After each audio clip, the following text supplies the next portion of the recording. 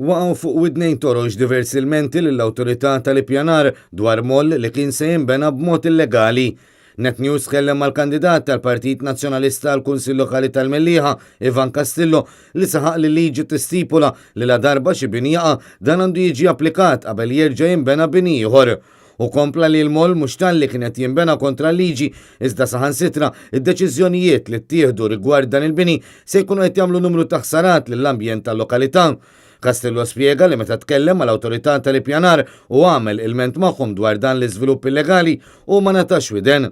Kien għalhekk li marant l-Ombudsman tal-Ambjent Andrew Saliba fejn irriżulta li l-kamp eżekuttiv tal-awtorità tal-ippjanar Johan Buttigieg ra li ma kienx hemm għalfejn issir applikazzjoni għal dan l-iżvilupp minħabba li skontu dan kien diġà hemm. U dan minkejja li d-deċiżjoni tmur kontra l-liġi. Ivan Castillo stqar ma' Net News li xi ħaġa tal-biża' li persuna f'din il-kariga qisu ma jafx il-liġi.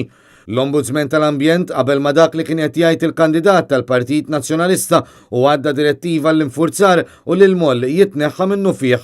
Ivan Castillo tenna li minflok ma jaraw kif jistgħu isebħu l-lokalità, l-awtoritajiet qed ikerruħuha bil-legalitajiet daqs li kieku xejn mhu xejn.